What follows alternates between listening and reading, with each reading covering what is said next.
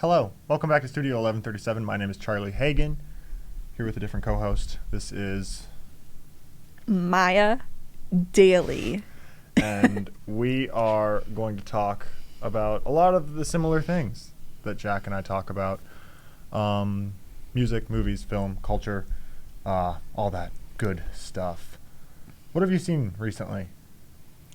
Well, you would know that because we just saw a movie together. We did. We absolutely did. So last week we saw The Batman, Mm-hmm. not to be confused with Batman. Mm-hmm. And then today we saw Uncharted. Yep. I think other than that, I've just seen stuff on streaming, which I can't think of anything notable right now. When was the last time you saw something that was actually like New? notable on streaming? Something where it was like, holy shit, this is really good. Because, like, I mean, even just thinking back to, like, the Adam Project, like, it's quite fun. And it's I mean, it's you really watched good. that without me. I did, but so. but I mean, like, I don't watch everything with you on streaming. You watch more streaming than I do, usually. Yeah, but it's mostly shows. Yeah. I but- like my cozy comforts to But I crawl mean, into. streaming is still more of a show's industry, though.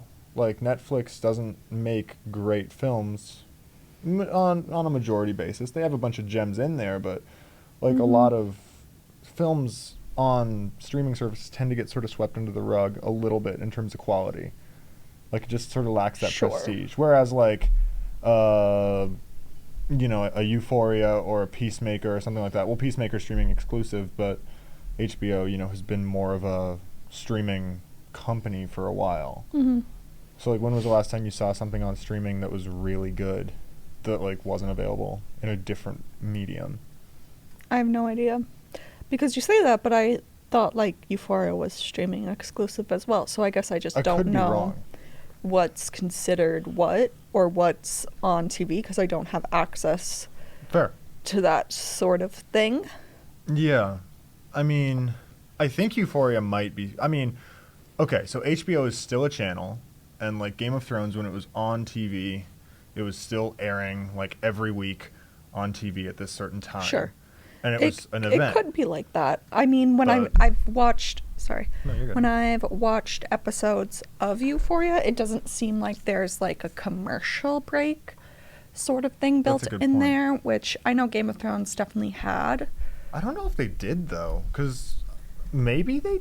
They had like Gosh, I haven't they seen had Game of like Thrones. natural cuts. Oh, I haven't seen Game of Thrones. I mean, I've seen one, Oh, boy. count them, one Yeah. episode of Game of I Thrones, watched the pilot. but Quite good. Just didn't want to go through the other Exactly. 7 seasons. that was all I've seen as Yeah. well. And I believe there were natural, well, not natural, obviously nothing's Just- natural about a just commercial break, but like Oh, a you're right. natural like moment when A you break. watch it. A break It's point. well, like I think of like I am currently watching Castle, Mm-hmm. and there's plenty of moments like that where it's like clearly this is a moment where there would be a commercial and then you come back. Yeah. Yeah, and...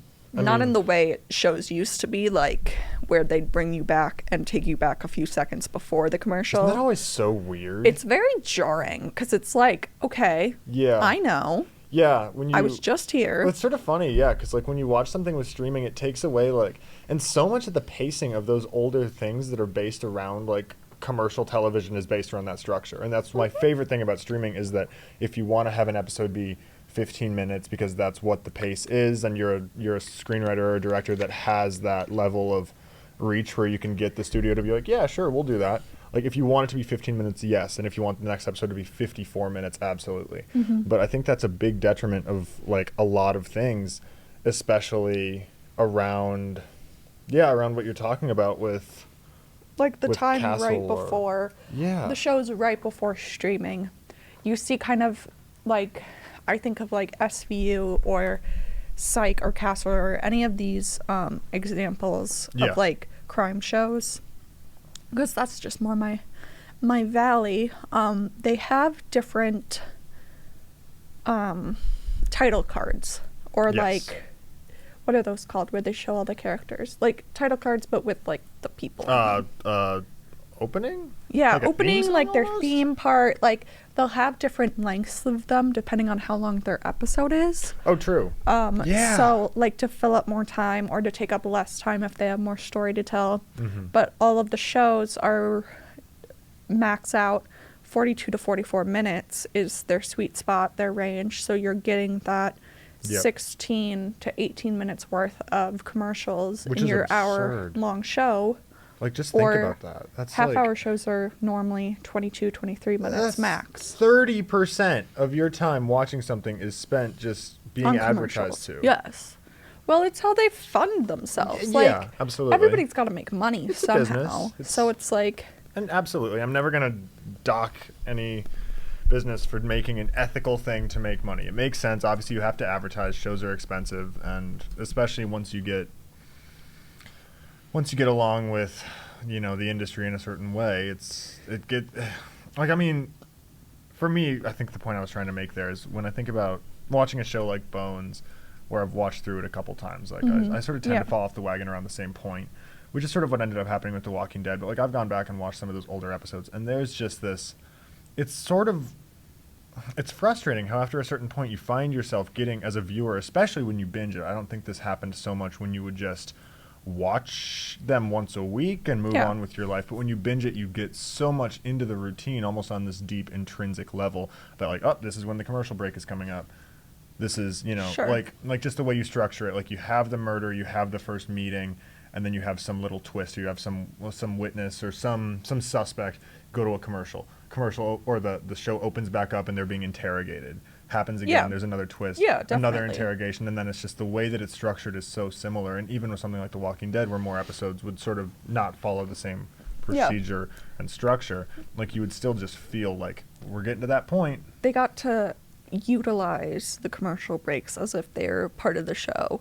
That's It's a like a great point. natural way to like not have to explain a certain thing Yeah. because there's that time away and then you brought back and you're in a different situation. So rather than like a potentially jarring cut from like arresting to Mm-hmm. Yeah. being questioned, it's like, okay, well, we were in the commercial break for 5 minutes or whatever. So Yeah. that's when they got to that. If you're feeling like it's a real universe, like you're like, okay, That's a really good point, and I sort of think I think it's sort of funny to think about that. Just like as a writer with shows like that, I wonder how it gets. Like something like SVU, I've maybe watched a total of 2 SVU episodes in my entire life, but I know. Shame. Well, that's the thing is like, what season are they in now?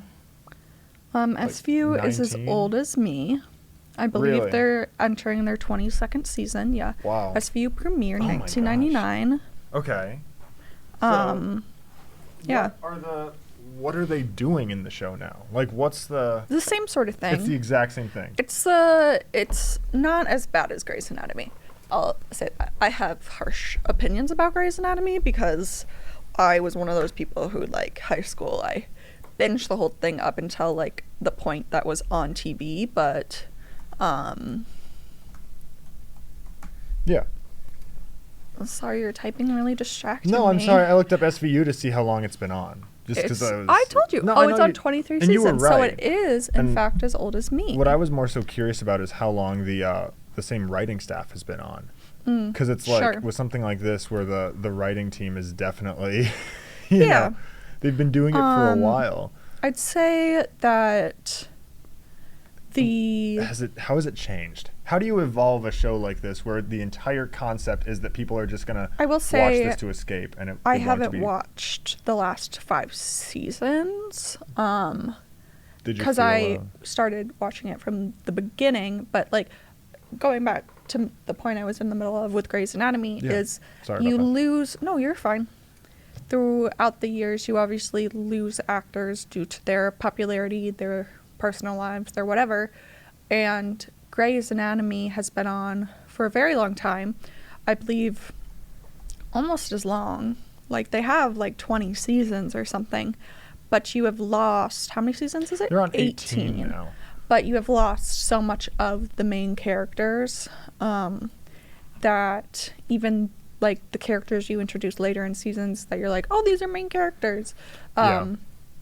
The waves that the characters come in, there's like no one that you really care about anymore if you stopped watching a few seasons ago. you're like, oh, this is just, you know, a completely different show. Well, I mean, And I believe yeah. a lot of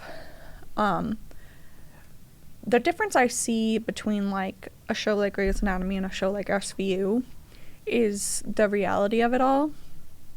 Like on a cop show, all these different crimes that are happening, it's not out of the ordinary, Yeah. but the Grey's Anatomy Seattle Grace Hospital has experienced every single medical like monstrosity, unique thing Sure. that has happened anywhere in the world. Like they base a lot of their show or their plot on, you know, Current events. like events that have happened. Like I think one of the most like monumental for me was like the tree man with his skin Oh, like yeah. looked like he was part of a tree, like bark. Yep. And that's a real thing that happened to a real person. And then Yeah. there's things like, oh, this hospital had a shooting, part of the hospital had a bomb blow up, it flooded. Sure. And it's all this stuff that I'm like, if this was a real life place Yeah. with this much bad luck, it would be shut down.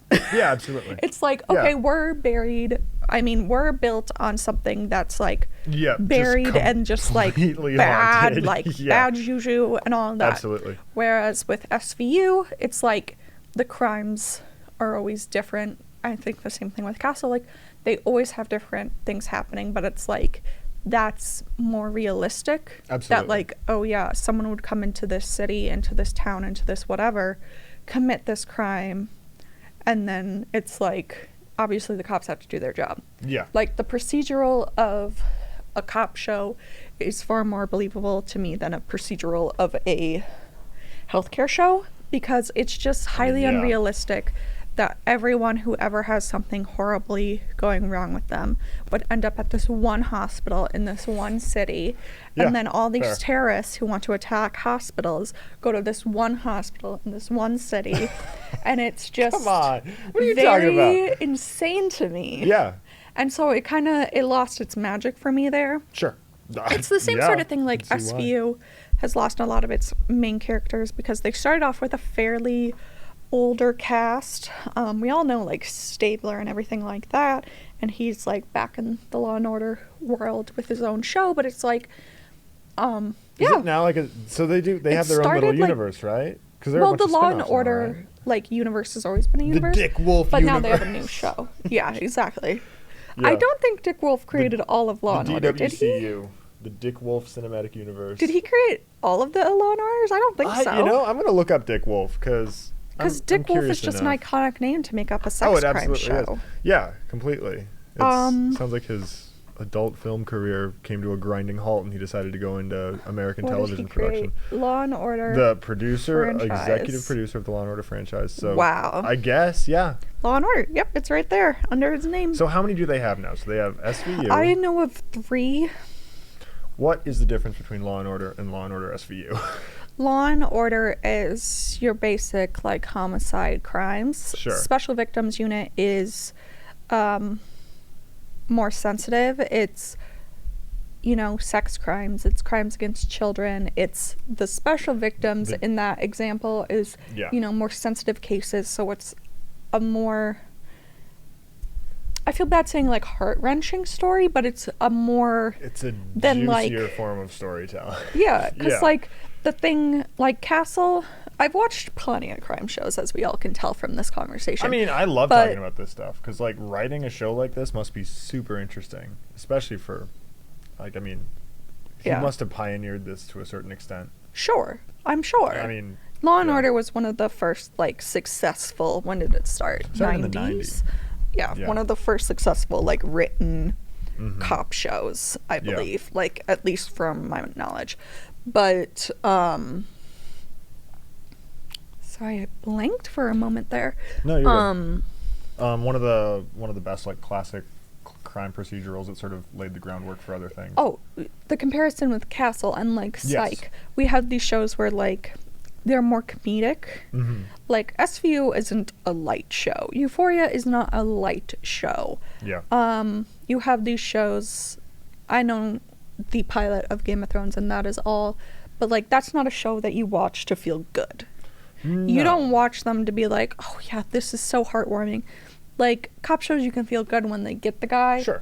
and they put the cuffs on whoever did it, and I think that's why they're so popular. yeah, people like to see justice because we can get into a whole thing about how there's no justice in the real world. Yeah. But that's a whole nother Oh, and story. I love that. I love that notion though, because it's like, why do people, especially like cop shows, have been such a steady part of American society, even when things like, even with the LA riots, even with everything in 2020, just like no matter what's going on in the world, cop shows are going to be a popular market because people like to see cops doing the right thing and being ethical people, which is And something doing the that right job, might be yeah. a little bit, fewer and far between. And seeing the Yeah. guilty party actually get put away, and we don't really care about the injustices that the TV cops do to get there, like the Yeah. over aggressiveness and things like that, that if it were to happen 'Cause in they're the real good life, guys. we're like, And no, you know they're the good but guys. like we know that person's guilty. Yeah. I think something that's like pushed SVU is that so much of what SVU covers is sex crimes, and the rate of sex crimes actually being persecuted and like people actually getting justice for that is so low Yeah. that seeing a strong female lead get that justice for so many people in a small part of the city is like, it's comforting in a way For sure.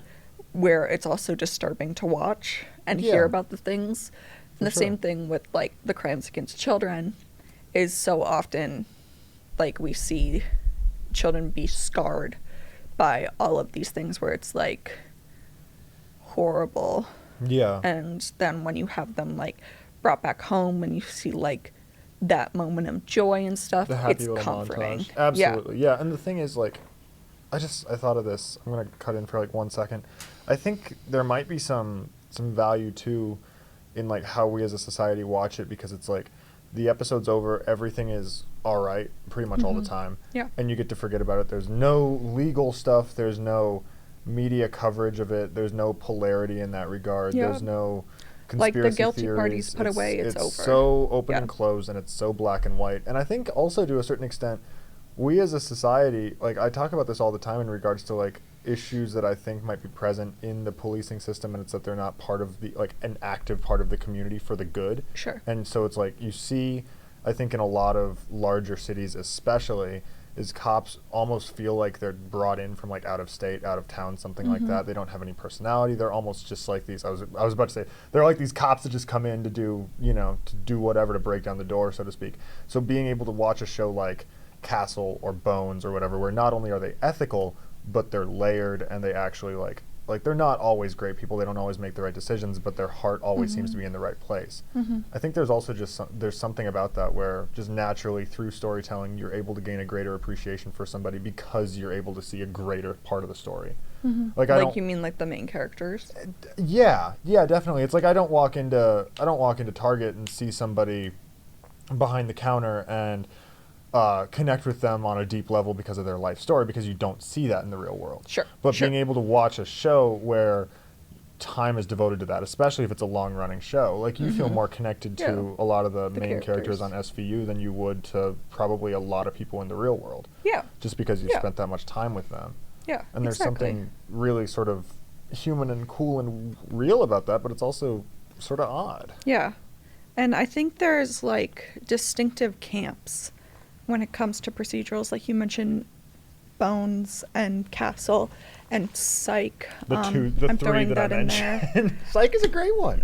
Especially you because didn't it's a mention it, I'm just bringing it's a it in. pastiche on the norm. It But changes I was things a gonna little say, bit. yeah, they have their like quirky characters and their comedy, and a thing that kind of is common with those three is that they're lighter than something like Law and Order SVU, where you have your crime and you don't really laugh.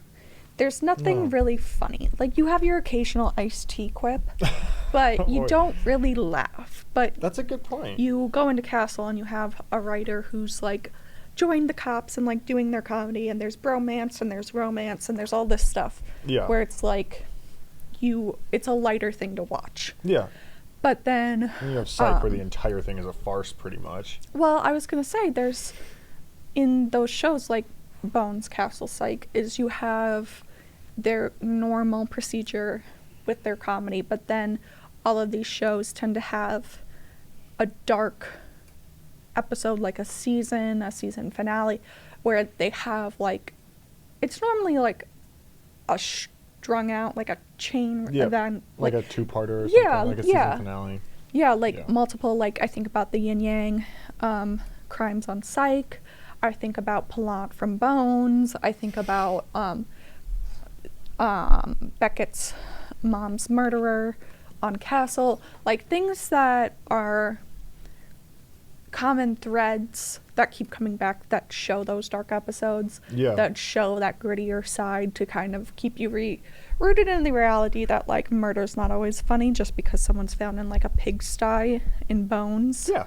Or things like that where it's like they can make jokes about it every day, but they still like come back to that like harsh Yeah. reality of the situation. Yeah, not everything has to feel like Seven all the time. Yeah, Just- exactly. Just miserable and just Exactly. grim. And that's something that I think is interesting about shows like Law and Order being so long running, is you don't get that comedic release from those shows hardly at all ever. And yet we keep coming back, and it's been Yeah. on for years. But like going back to my only non-crime example of the day, Grey's Anatomy, they do that comedy and they do that same sort of procedure as like Psych, Bones, those ones where it's like, it's funny, they have their funny episodes, they have their silly like injuries and things, but then they do like have part of the hospital blow up from a bomb Yeah. and things like that where it's like, that's very dark. And somehow, no matter what, at the end of it, they're all going to be hanging out, being friends at the bar down the street, talking about all Yeah. the lives they saved and everything. Yeah, Yeah, and that's- exactly. I'm reminded. I'm looking at all these shows right now, and crime shows are so, there's such a broad range of them, but they all tend to follow a similar formula. But it's interesting in here to see how like Breaking Bad obviously would be a crime show, but it's also regarded as like one of the best shows of all time, period. Whereas like it's rare for, I think, just a standard issue crime show. Like The Wire is another one that's considered really, really good. But it's also like a lot of these fall under the heading of like a crime dramedy, which makes perfect sense. But like, I'm curious because I'm reminded of the blowing up a hospital part. Grey's Anatomy probably jumped the shark about a decade ago. Oh yeah, like Grey's Anatomy lost most of its pilot characters well over 10 years ago. But because they still have like their namesake to the show who has even spoken about leaving. Yeah. But I haven't looked much into it because I unfortunately do not care. You poor thing. What do you It's do like, with all that time then? who do Wow. you have left once like they've had their first round of popular people Yep. or main characters leave? They've had their second round from like season 4 leave. Sure. They've even had some of their like 11 season, like these are just random seasons, but they're main characters that have come through it. Like looking at that cast list, one of those characters is still there, and it's Ellen Papeo. Like nobody else on that picture that we're currently looking at is still on Patrick this Dempsey, show. Sandra Oh, Katherine Heigl, Eric Dane, Sarah Ramirez, and Jesse Williams. Jesse Williams might still Maybe. be on it. I mean, I didn't see him 18 before, years. but it's a commitment. It absolutely is. That's a child's life. I mean, I think that's- about SVU, Mariska. That's my entire existence. She has Yeah. been on the show, and same thing with Ice-T. Yeah, that's true. And they've had a few people stay longer and stuff like that, but it's like they kind of reach the age of like, I could die at any moment before they leave the show. But Yeah. on here, it's like, this isn't my career anymore. I'm gone. Yeah. Like, Katherine Heigl obviously had to become the it woman of rom-coms, and Eric Dane had to go on to piss on the floor in Euphoria and things like that. So, you know, everybody moves on. Yeah, absolutely. But it's kind of once you've had all those people move on, at some point the whole show's got to move on. I'm thinking about this not to go back to The Walking Dead, but I think that's a good example of a show that obviously has gone on way too long, but also a show Because that don't they only have like 2 people left from like yeah, they any have, form of their originality? Yep. So, and that's what happened for me, was what slowly drove me away from that show, was just this consistent, like, shuffling away of those Exactly. people that you had the most time to Exactly. relate to, but also the people that were written the best. because quite frankly, like, the writing just got lazy. It's hard to write a show like that and keep it interesting when you're in season 7 Exactly. or season 8. But there was... There's only so much zombies can do. Oh, and that's exactly what ended up happening with Andrew Lincoln, the guy that plays Rick, is he's from England, didn't want to be shooting in Georgia pretty much all year, Yeah. not spending time with his That's family. fair. So he left the show. Mhm. And then, like, right before then, the previous season, they killed off his son Mhm. in the show, and he'd been like a, he's sort of like the heartbeat of it, like the legacy, like the future thing, like the metaphor for Yeah. like, this is Yeah. what we'll do next. For This sure. This is the glimmer of hope, so to speak. They kill him off, and then the season before that, they killed off Glenn, who Stephen Yeun is just incredible. Oh, yeah, I heard wonderful but- things. And he's great. He was great in the show. They killed him off the same way they did in the comic, but in the comic, people don't necessarily connect the same way that they would in a show, especially Yeah. because in a show you're connecting not only to the writing but to the performance, the appearance, the mannerisms, all of that. See, that's a whole nother thing, is when a show is based on a comic or based on a book, Yeah. and then entering a whole nother No. show into the chat, Please. Pretty Little Liars. Ooh, this will be a good one. You have these shows where they have their... Was that based on something? It's based on a series of books. Really? I want to say, were 4 or 6 books, and they cover all of them pretty much in the first 2 seasons, and they take out about 80% of what Nice. actually happens. Excuse me. No, you're good. But they completely change the plot of what actually happened in the book. So I like it when it's like, okay, I think of the Avengers and things like that, where it's like, this person never makes it in the comics or Yeah. in the book. Like, it's like they die. That's a huge point to the thing, to the storytelling. Yeah.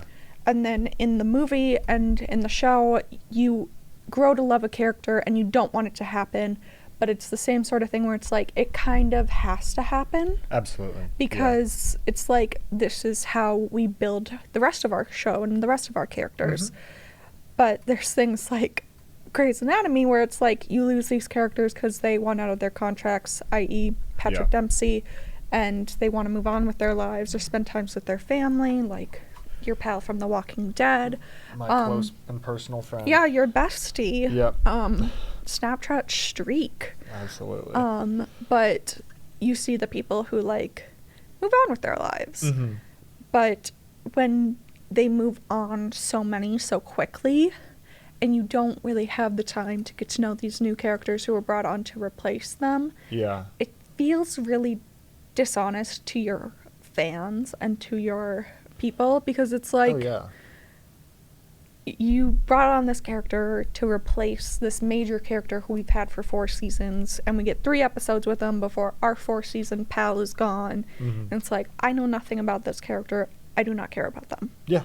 And then it's like, And well, why you would have you? to because they're all you have. And it's like, well, I don't. Yeah. And then there's at that point it's pretty much just a would you rather hang on just because you've watched it for so long or you're Exactly. invested on a certain level, or would you just cut your losses and leave? And I've done that with a lot of shows. I didn't used to do that very much. Like, I would get into a show and I would follow through with it, but I think there's just so much right now. Like, I was surprised. Like, I would look forward to Peacemaker every week. Like, it's a great show, but I don't do that very much anymore. I look forward to movies because it's 2 hours where I can just put away my phone and just sit and sort of relax. Yeah. But with a TV show, it's such a bigger commitment. Oh, yeah. And there's such a, especially now, there's such a harder or a larger risk of it being crap. Well, there's only so many ways you can tell the same 6 stories. Exactly, which is why I just, I reserve my viewing time for the stuff that I really like. Like Cobra Kai is really fun. It's a once-a-year thing. Stranger Things Those was things you really can fun. binge. I'm sure it's going to Oh be my really gosh. good. They but are we full-ass adults, and they're supposed to still be 14. No, they're not. No. I think they're supposed to be, how old are they supposed They to be? were in middle school. They're in high school now. Are they? I hope so. Because I've said this to Charlie before. Stranger Things' biggest fault is that they did not record their entire show at once. because even the difference between season 1 to season 2 to season 3 was so jarring by way of these kids are literally at puberty age. They grew up far faster than that because it's real life. But you have these kids, you hire them when they're 11, and then you're like, okay, you're playing 12. You're playing 12 for the next 2 seasons, and they grow up to be 15 within that time frame because of how they're doing it. Absolutely. And then it's like, okay, Yeah. are we as an audience just supposed to ignore the fact that you're like 6'3" now? Yeah. Like, it's hard to watch, honestly. The trailer for season 4, it was disappointing seeing Will as a full-ass It was adult. such a good trailer. He's going to college in real life. It was a good trailer. They are adults. He doesn't look like the guy from Dear Evan Hansen, at least. Okay. The Dear Evan Hansen one is bad. It's bad. But it's also... But that's also like he's a the- 30-year-old. These people. It was they're the still opening... teenagers. It was the opening actor from the Broadway show. Yeah. So, like, And I I'm sure he get did a why great they job. did it. I'm sure he did a great job. But it's the just- same way that Hamilton on Disney Plus. It's the Broadway cast. It's Yeah. not the current cast. It's the Broadway cast that opened the show. What do you think of that? When people like Hamilton's a different thing because that's a recording of the stage show. Mm-hmm. What do you think about it when people cast Broadway actors to be in the film adaptations? Like Ben Platt. Like Rent. I guess. I believe yeah. Rent was also the like popular the Broadway cast that got it famous. I mean, even Audrey in Little Shop of Horrors was the Broadway actress, and I think it can work. I think when you're dealing with adults looking like kids on Yeah. stage, when you're like dealing with those laws and like you can't really have a kid for 8 shows a week be the exact same kid or whatever. Like I saw Ma- Gaten Matarazzo. there in have Les been Mis when I was in New York. 112 Matildas. Really? There's normally 3 at a time for a show that just rotate. Wow. But it's that sort of thing where it's like you're gonna deal with growing up, and so they get replaced far more often when they actually want them to look a certain way. Yeah, that's fair. But I think the Ben Platt thing was he was the Broadway recording that got popular. He was the person people wanted to see as him. And I'm sure he's a great actor. And then when they brought it to the TV or the screen or however you want to say it, and they brought him with, it Very was like, briefly on the big screen. yeah, sure. It was a choice. Yeah. I think it's because they tried to make him look so much younger and tried to be like telling the audience like he's a high schooler. Trust us. Yeah. That's where they lost it. Like if it would have been like not even forcing, because it's like we have shows where we have adults play high schoolers all the time. Yeah. I think of like A Cinderella Story with Selena Gomez. Like Drew in that was 30. I believe. She was far younger. I believe she was still a teenager, but it was like Yeah. you have these movies and shows who have adults Andrew play these Garfield. kids. Yeah, Yeah. exactly. Play kids on these shows, but you don't try and make them look younger. I feel like what went wrong was that they Yeah. made Ben Platt try and look so much younger rather than just let him look like a person. It was how they. I mean, even It just was like the makeup. it was.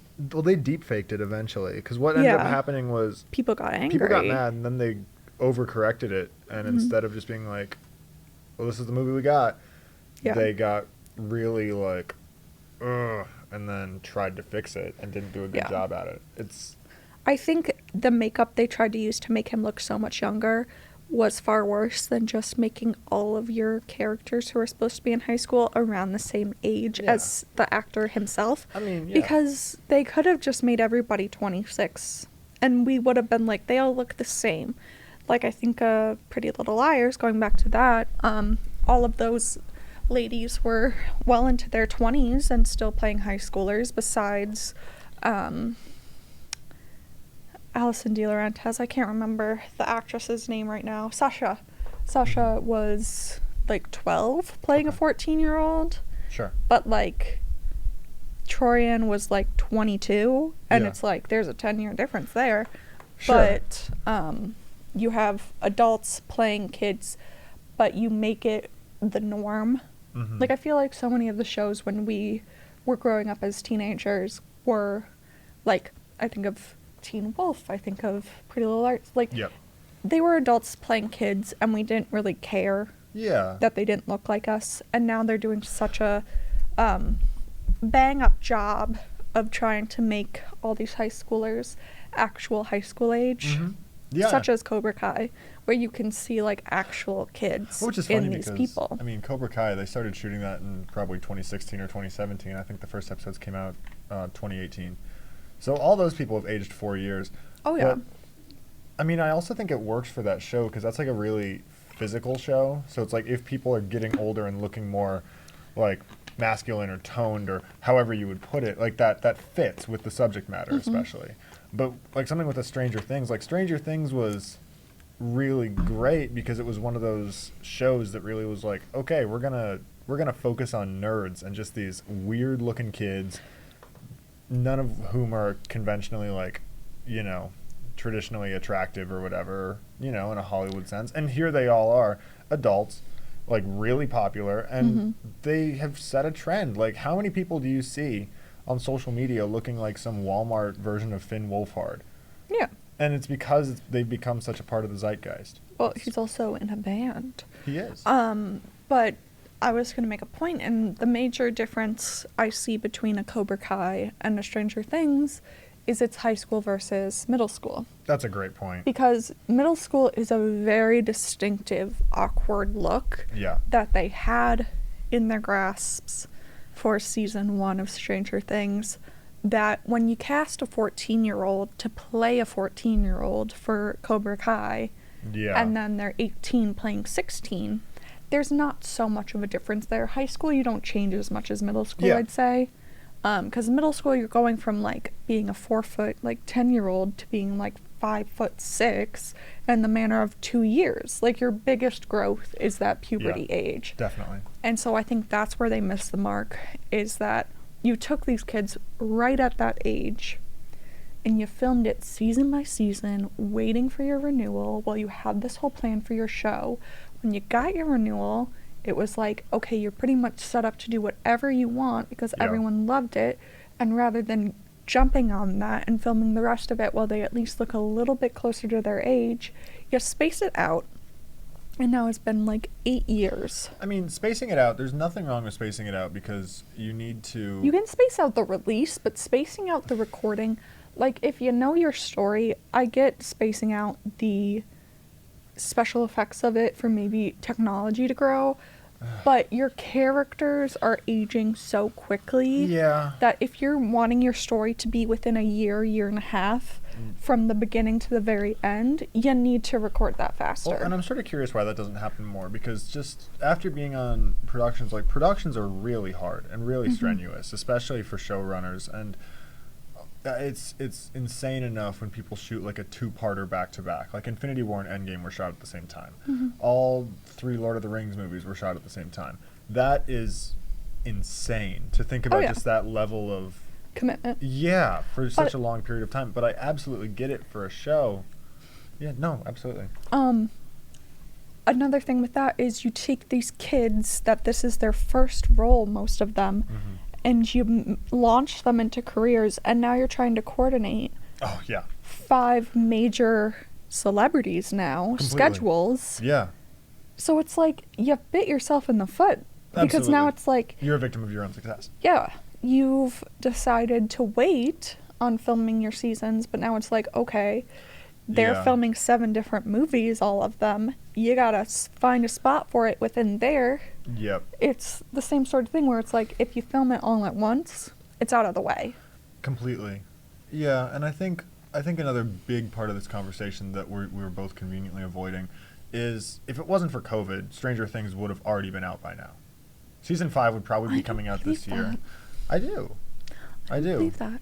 Yeah. When did Stranger Things come out? Oh, sorry. So season 1 was 2016. Mhm. Season 2 was fall of 2017. Mm-hmm. Season 3, they took a little bit longer. It was the summer of 2018. Mm-hmm. And then they started shooting in 2019. See, that sounds so much closer together than it actually was. Doesn't it? Yeah, because it's But like... here's the thing. Remember when waiting 1 year when I was all bummed That's out because season 2 to season 3 was a 2-year gap. But it was 4 years from when they started shooting the show to COVID, and now it's been 6 years Actually, it was since probably they more. were 12. It was probably more than It was 4 probably years it's probably when COVID hit. shot in like 2015 or whatever. But that's prime age if you're trying to work with middle schoolers. Completely. I think I would love to know more about the labor laws regarding this.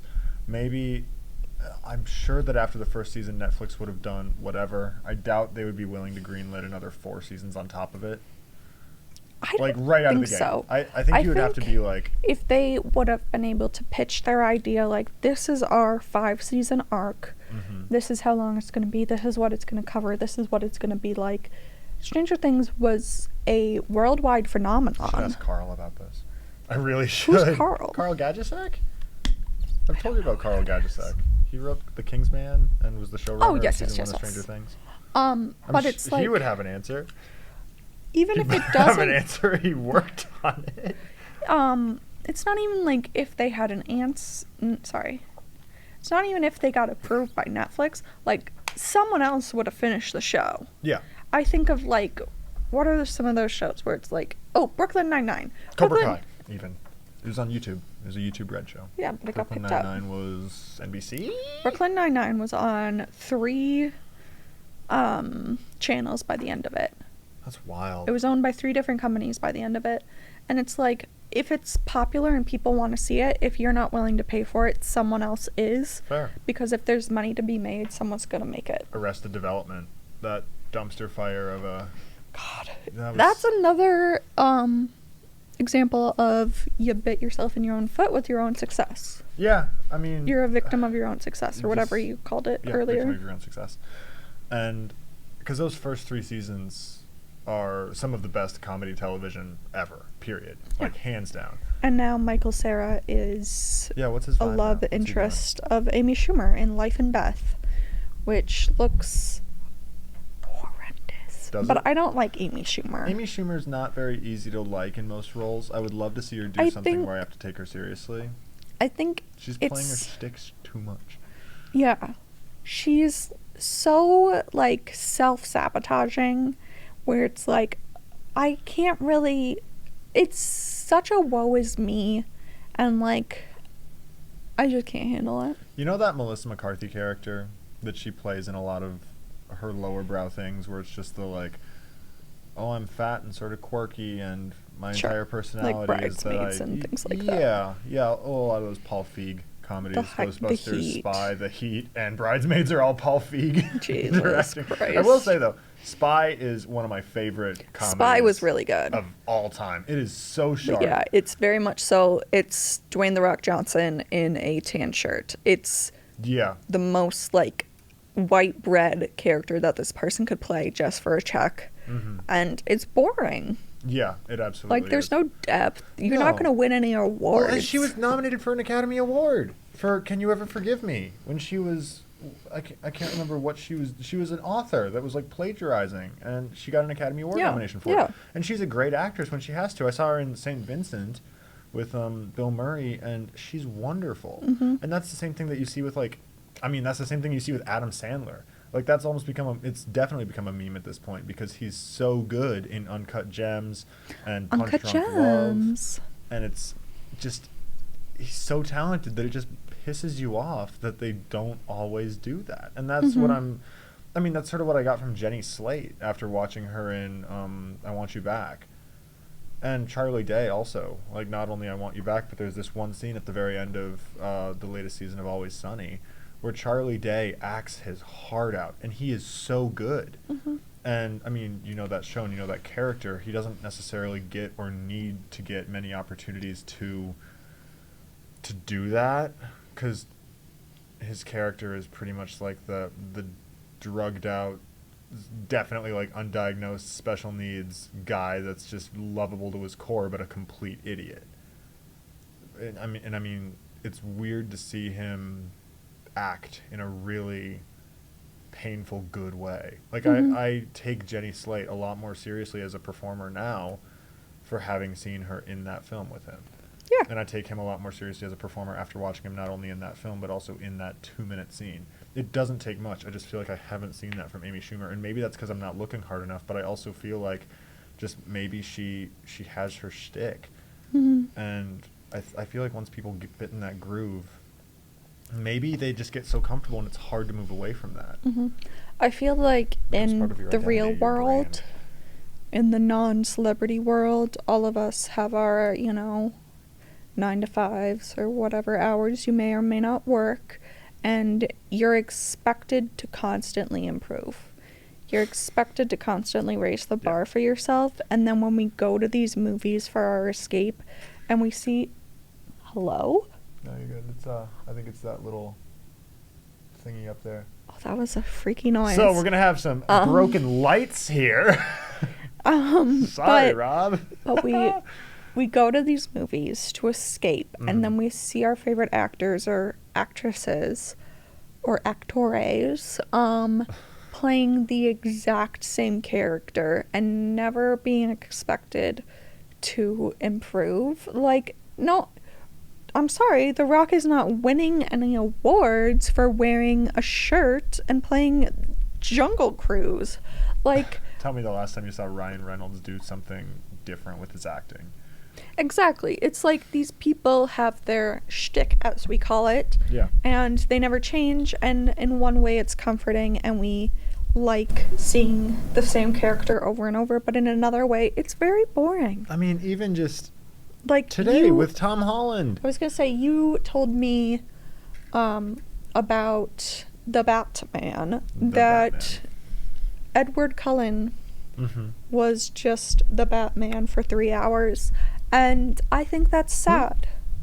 You said it's just Robert Pattinson playing Edward Cullen, but in a Batman suit. That's what a lot of people were saying about it. Yeah. That wasn't part of my criticism for the movie. No. But it was like, But yeah, people were saying that, and it's like, even though it was a very different role from Edward Cullen, you could still see the moody, brooding person yeah. in there, where it's like there's a lot drawing from the exact same spot in his brain or in his acting repertoire.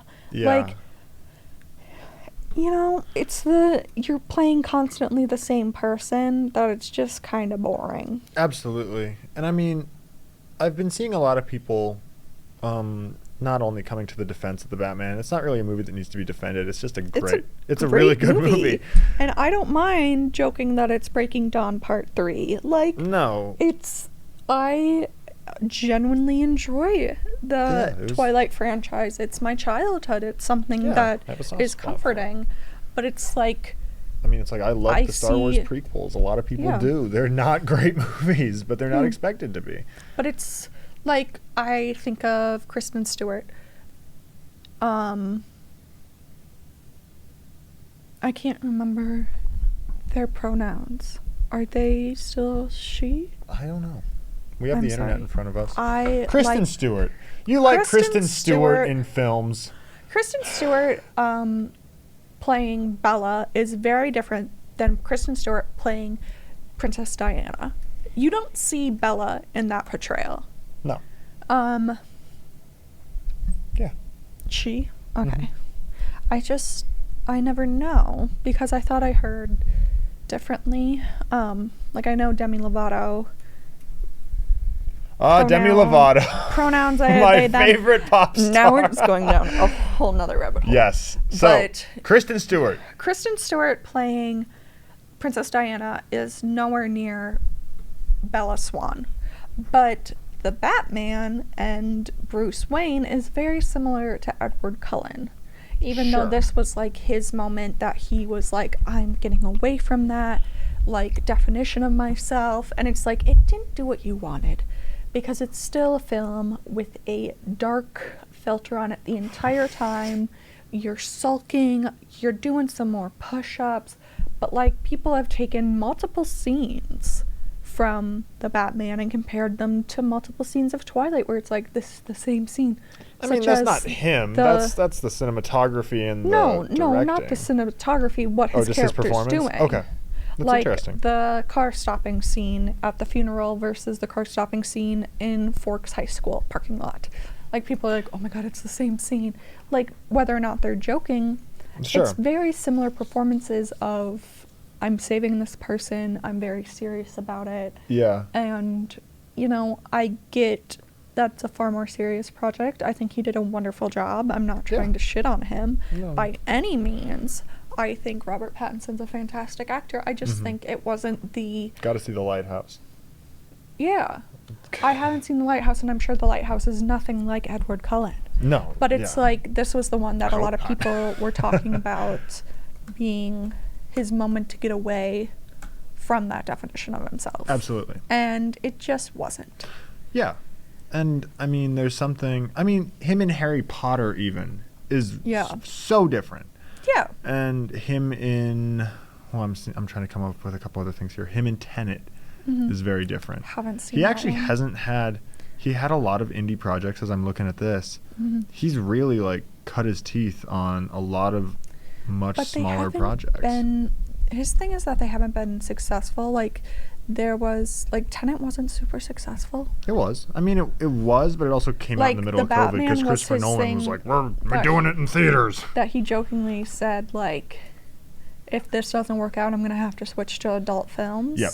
Yeah, he's like, I'm doing porn if this bombs. Because I think it's that was like, his quote. yeah, because it's like, nothing's been that successful, Yeah. which that's sad. So Tenet was definitely successful because it was Christopher Nolan and because it is that basic, like, good high Well, concept. what's the box office versus budget? Well, so box office was 363, but the budget was 200. So after marketing, probably not a great one, but still, Yeah, you know, exactly. it's- You didn't make much money off of it. But also, so much of that comes from the fact that Christopher Nolan pushed for it to be released in theaters in the middle of Yeah. COVID. It was August of Yeah. 2020. We do have to give all of these, you know, actors and shows and things like that a bit of a break because of COVID, because everyone deserves a bit of a break because of COVID. That's fair. Yeah. That it's like, obviously it's not your fault that the entire world was shut down. I mean, hey, it's miraculous that the Batman was as incredible as it was, given how hellish that production was. Like, it shut down so many times, and there was so well, many weren't they things going on. filming it before the pandemic? So they started shooting it. I'll pull it up just to or check did and it see what we start got. filming in 2020?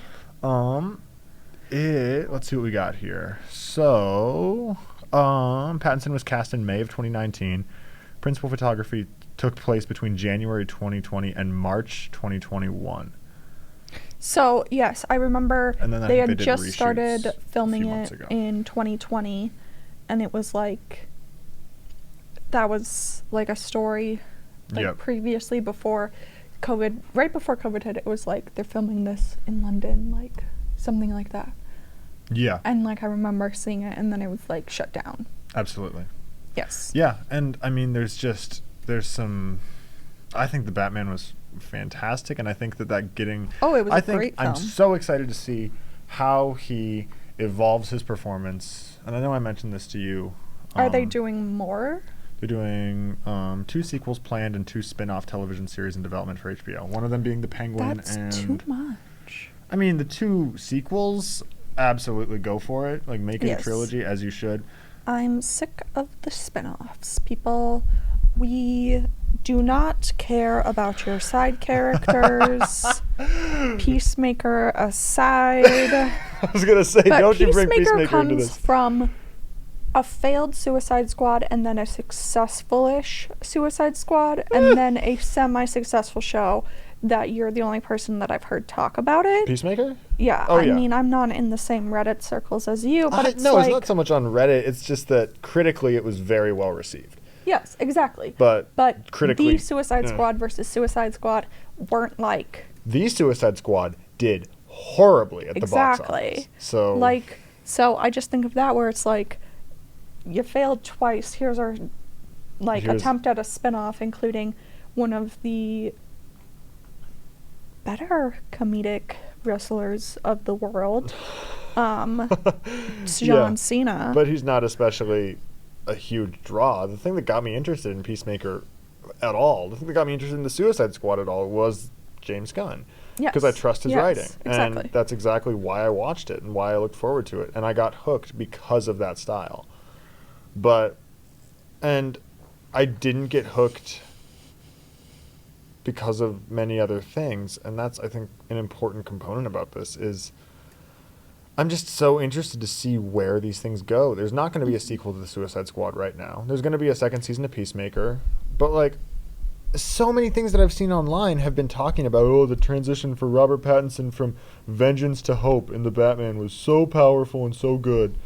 And just how he went from being just like this evil presence, almost like the boogeyman of Gotham, to being I never this... got that vibe. I didn't get that vibe either. Like, I got the Like, idea that he he was, was- like, when he was saving the people with the great shot, the overhead shot of him walking them out of the water.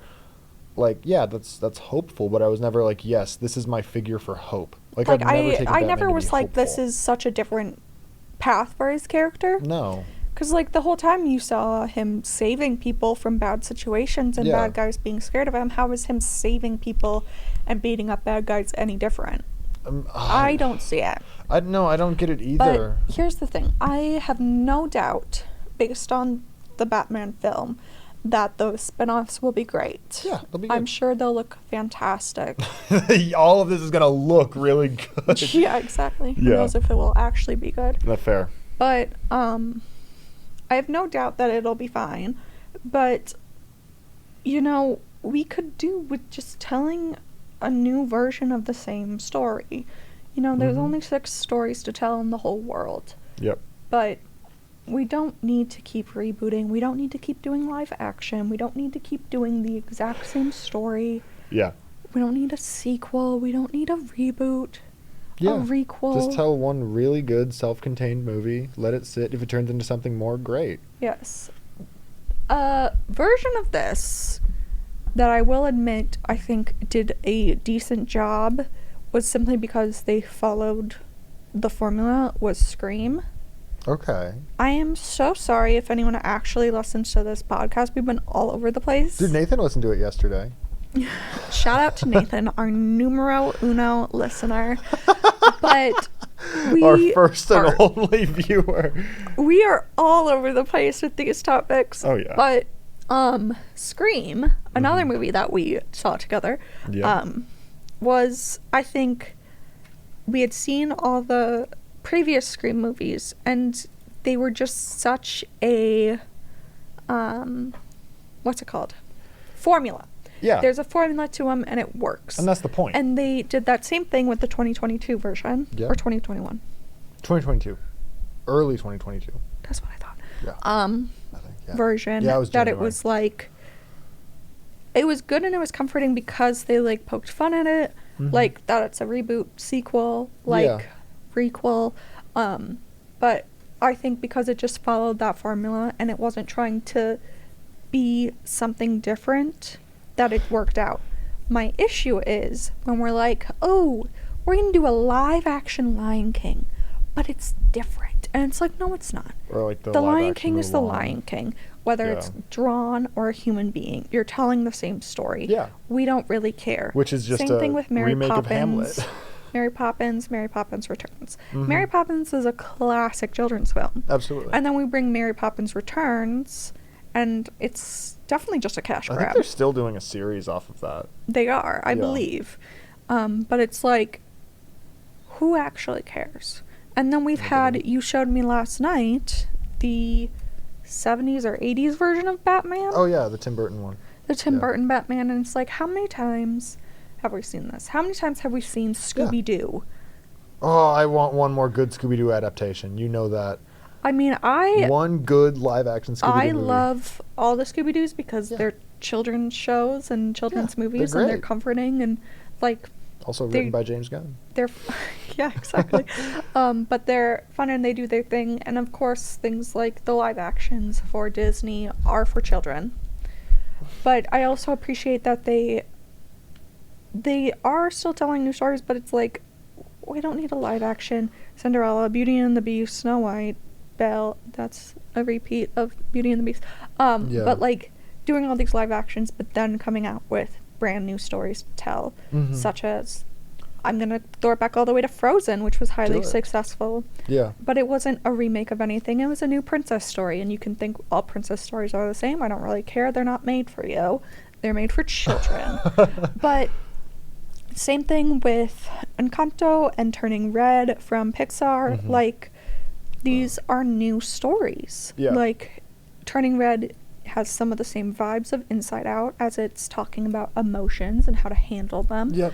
But it's Growing still up. a new story. It's a new culture being represented by this company. Sure. It's a new way of telling the story of emotions. And again, it's for children. Yeah. Children go through far more emotions than we give them credit for, and they have no idea how to handle them or how to speak about them. Sure. And so when we have our little joy and sadness, and then we have our little May, the red panda, like, these characters are meant to help kids realize that emotions are normal, and Yeah. this is how you can process them or bring them up or talk about them. Or Yeah, things like Encanto, definitely. that on the surface was a story about like family differences and how they handle change and pressure, but on the deep side was There's a lot of trauma there.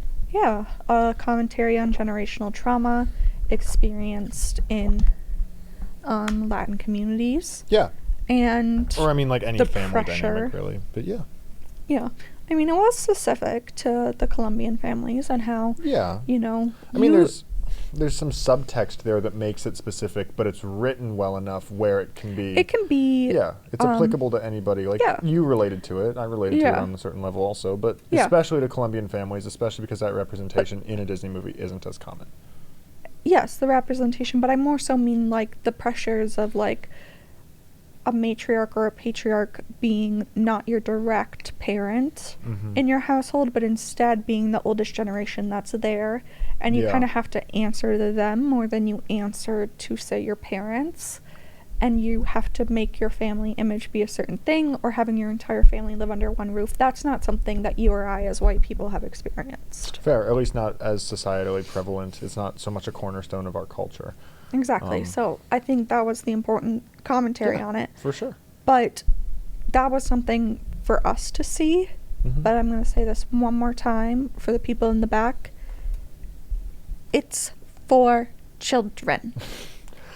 So yeah. you have these movies telling the same stories or different stories in a new way, or like the same story in a new way, or whatever, for children. And it's like Disney has done the whole like family dynamic story before Yeah. with dogs or cats or whatever. Like the Aristocats Mhm. was like a family story, Yeah. and like things like that. But they're doing it in a different way to kind of get more people in to sing different versions of songs, different types of music and things like that. But Yeah. like having a new Batman every 10 years Or a new Spider-Man every 5. is just the same story in a different font. It's not in a different light, it's not in a different culture. All three Spider-Man are white boys. Yeah, but also that's Peter Parker. Yes, Like- it's Peter Parker, but we also have Miles Morales. And Miles, I was gonna say, because Into the Spider-Verse, that's my whole thing about this is and we've talked about this before, if you just do diversity for the sake of diversity without putting good writing behind it, it's just virtue signaling and pandering. The reason why Into the Spider-Verse works so well is it doesn't only focus on Miles and the culture that he has, and that like the town and his people and just that whole neighborhood and environment has, and like his hobbies and everything are so focused more on a different vibe than Peter Parker, which is very much like I can't pay my rent. Yeah. I was going to say Like, it's really good. the thing that makes that spin-off / like reboot or sequel, It's just a standalone, I would say. It's different. it's the same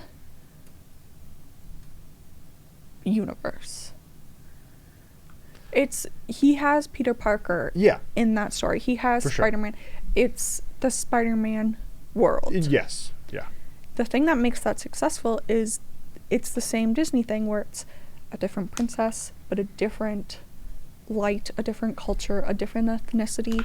Like, they gave us the same story. Like, they essentially gave us the same Spider-Man story, Yeah. but with a different seasoning.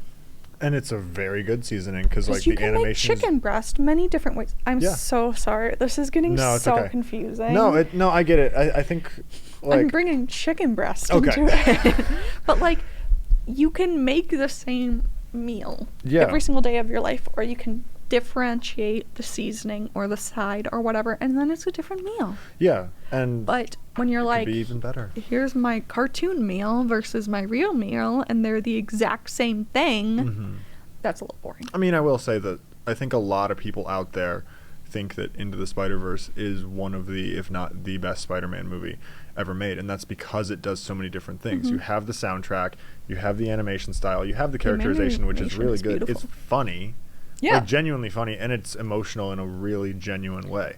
It's very well written. And the diversity in that movie is done in a really smart way. I'm not saying there's a right or wrong way to do diversity, but I think the Tell him, white boy. yes, because that is my platform.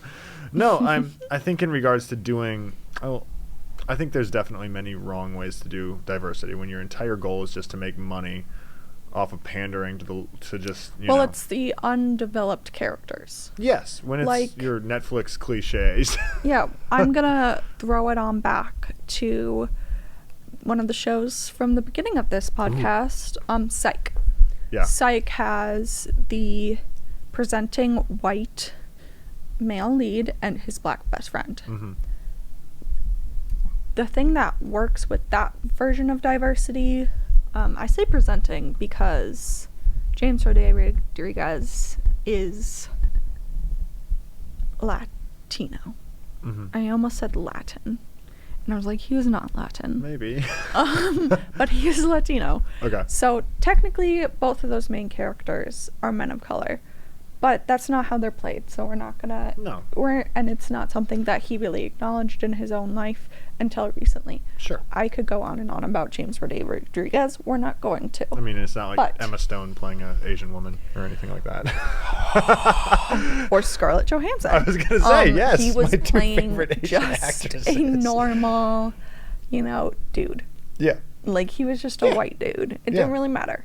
But Gus, his black best friend, had character development. He had his own personality. He had his own life. He wasn't just there for Sean to, use as, like, a catalyst to his own self-worth.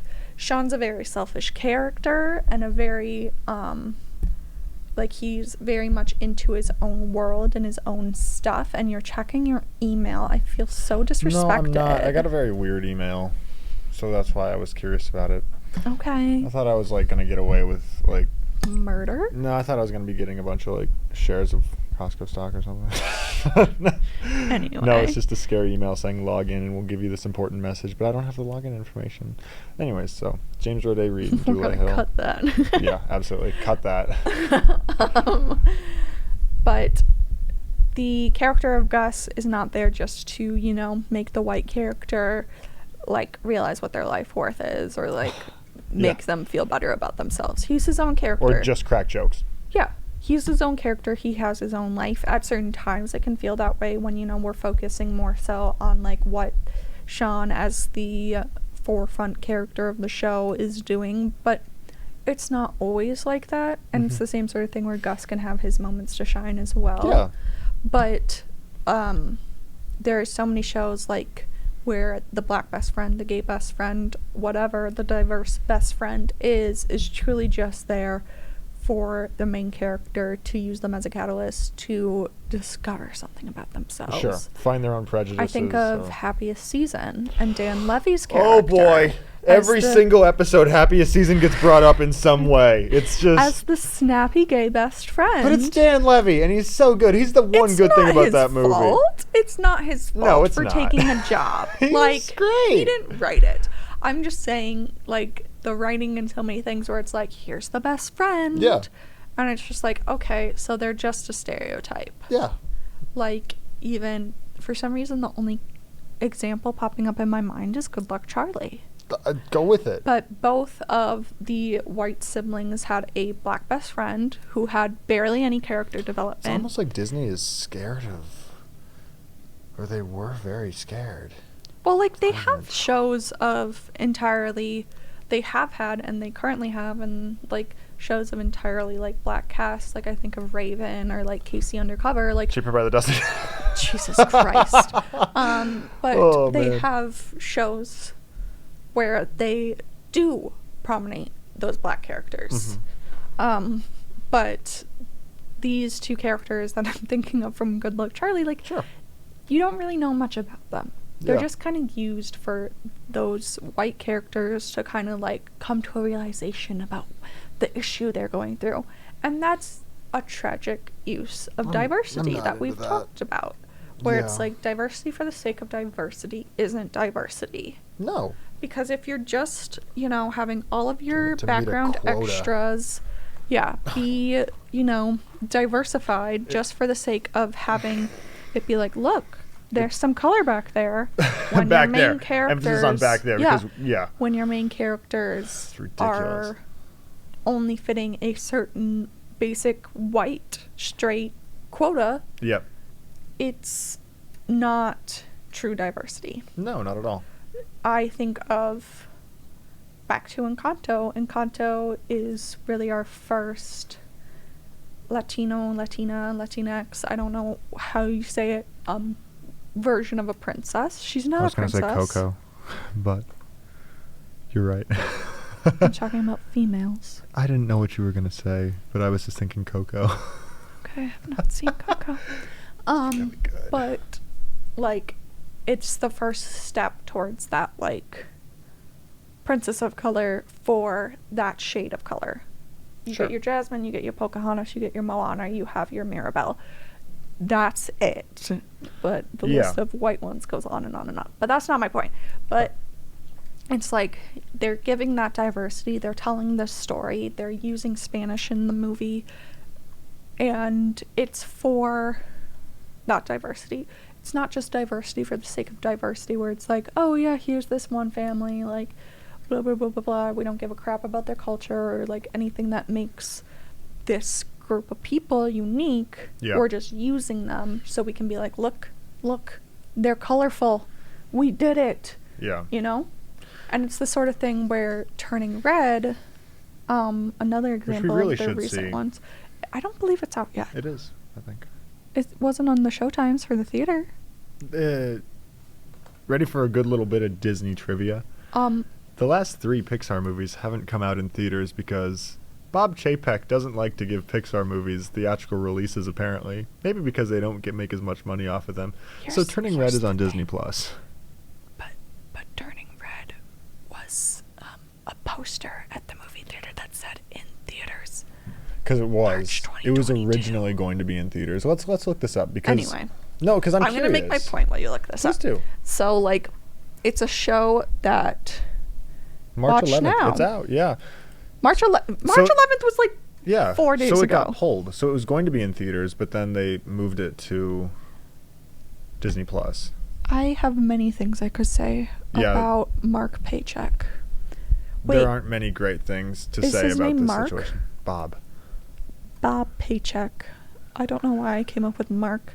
But what I was going to say was that the character is Asian. She has a friend group with Asian friends, but they like use parts of the culture, at least according to the trailer, which is all I've seen from them because I didn't realize it was out. They use parts of the culture in the movie rather than just being like, hey, look, she's Asian. There you go. Bye.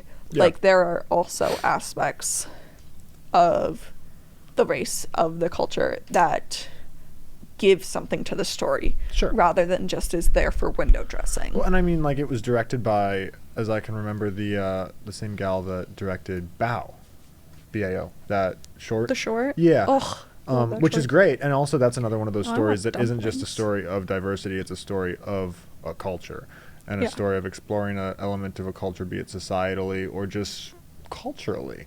That's Yeah. interesting, and I think, I mean, that's a great short, and Turning Red has a 95 on Rotten Tomatoes right now, and I'm excited to see it. And the Yeah. trailers have looked really good. And my It whole looks thing is, cute. yeah, I think I trust Pixar. Yeah. I But don't trust Bob Paycheck. another as much. thing, it's true. Another thing to point out of my two examples is I feel like we're doing a good job in the children's movie world for diversity, Mhm. but we're not really doing it in the adult world for diversity. How so? I'm gonna ask you a question. Please do. I'm intrigued. What is Catwoman's character development besides falling in love with Batman? Maybe making peace with her father's. She tried Thing. to kill him. Yeah. So, Where was the peace made? do you have an answer, or is this open ended? I'm trying to figure this I'm out. asking. I'm genuinely asking because Sure. I do not see any part of her character that had character development, and there was no part of her that passed the good old fashioned, if it's not about a boy, The Bechdel test? Yes, the Bechdel test.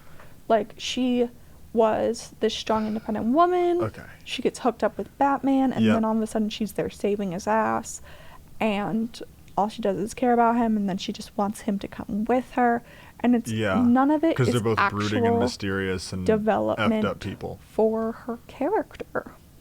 Or, yeah. Her character has no real development. And we can claim that Batman had the development of going from vengeance to hope, which apparently some people believe. But we could also say that, does Catwoman need character development, or just because Selena Kyle I didn't remember her real name. Selena Kyle was really, I liked how she was written. Yes. The best part of the movie with Catwoman or Selena Kyle for me was that scene of her in like the deep part of the club talking to exactly. some of the cops, and just as Selena. That was really good. But I think I don't know if we get to see a resolution to Selena's arc, because like when we see her when she leaves, She's Catwoman. she's Catwoman. Yeah, it's sort of like, Exactly. I when don't did we think- not see But Bruce I Wayne as think- Batman?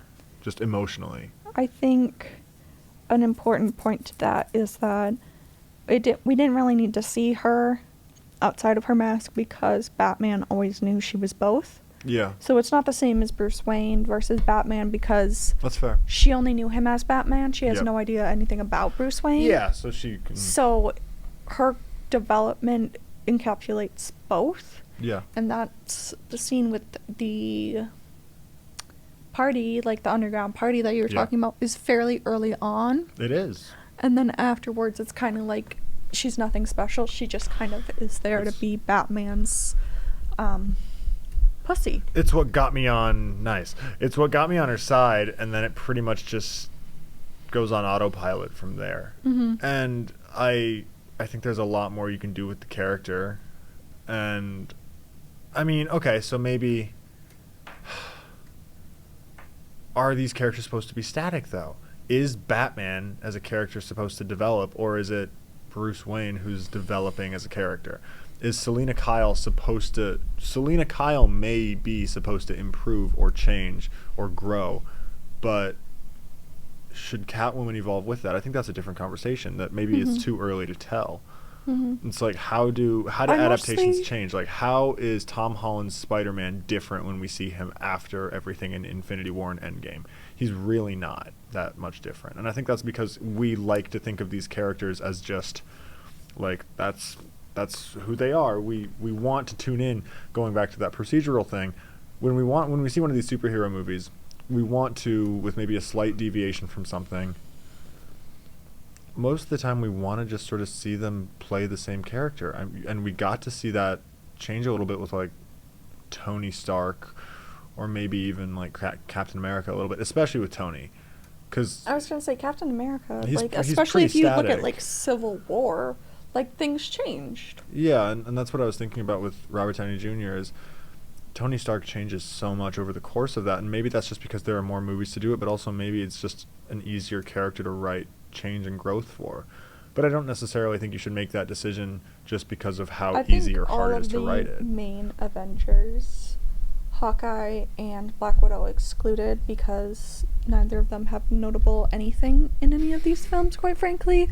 Hey man, you haven't seen Black But Widow. the main standalone movies. the main mans, they all have a bit of development and Yeah. their stories change. Like Thor, Captain America, Hulk, Yeah. like they all have change, I believe. Oh yeah. My Thor, I forgot point about with the Batman is she is a black woman.